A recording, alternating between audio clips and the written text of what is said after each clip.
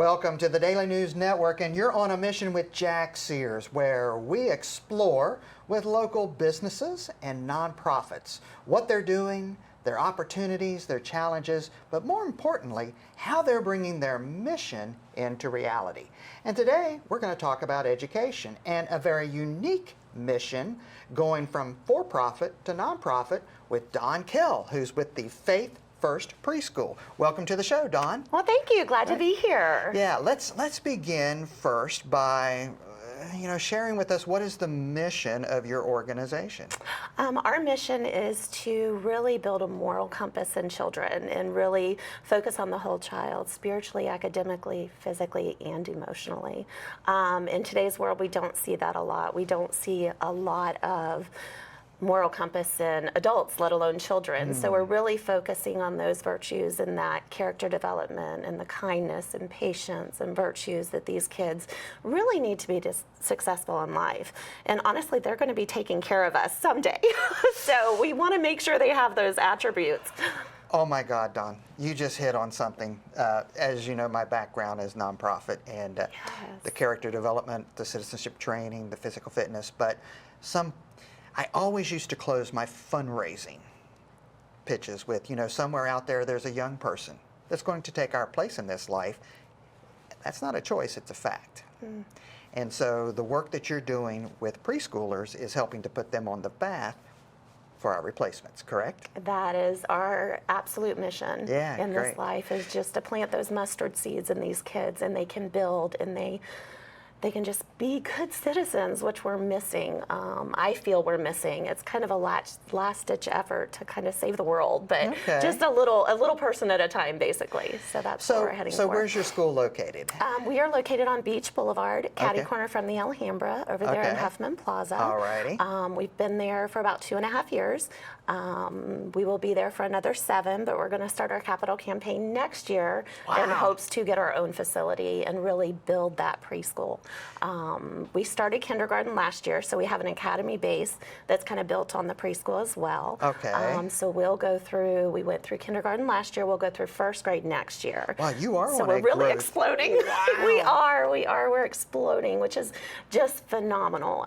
We are at capacity in August, so we're definitely looking for where to build next and where to grow and just to branch out and help as many kids as we can. What does capacity look like? How many students are enrolled? At our current location, we're at 75, and that's anywhere from 6 weeks all the way to first grade in August. All right. So, and we're kind of at a standstill until we move on to our capital campaign and our new facility. I know that we chatted before. You started this venture 2.5 years ago as a for-profit venture. Now you're exploring and you're going to take a step to nonprofit, right? Absolutely. It started as kind of a mission and a for-profit because they're honestly the easiest to start, and I felt that I was called to do this.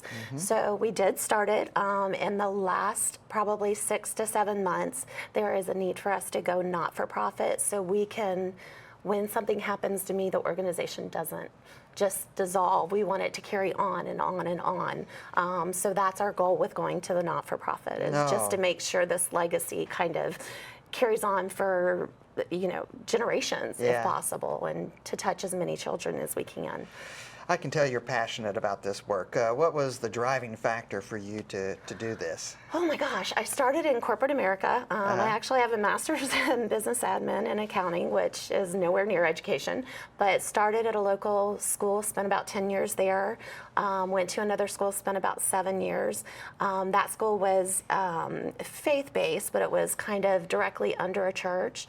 And my goal was to offer that to everybody, not just church members, but really kind of focusing on the faith base. So that's why we're not affiliated with a church, and we focus more on many different faiths, but character development is our main. Kindness and patience and just breathing into these kids. And we have the very wonderful opportunity. We have several foster kids with us now, and we're not only breathing into, there's such a diverse kid population at our school, it's really amazing. It's just amazing to breathe into not only, you know, somebody that lives down the street, but these kids that we may have never touched if they aren't in our foster system. Well, So. I can tell that your mission is definitely on a path to reality, and you've been a wonderful guest with us today. How would our audience, how would others learn more about you, your preschool, maybe to engage not only their child in school, but perhaps consider a contribution or volunteer? How would they do that?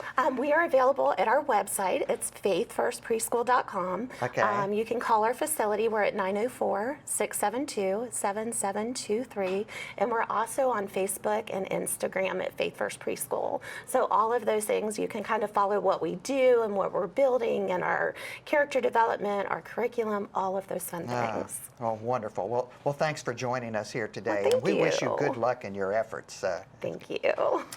That's it, folks. That's the time we have here on A Mission with Jack Sears. If you'd like to learn more about Faith, her preschool, and how she's bringing mission into reality for young people in the education space, be sure to check out this interview and many other things that are happening in our community at thedailynewsnetwork.com.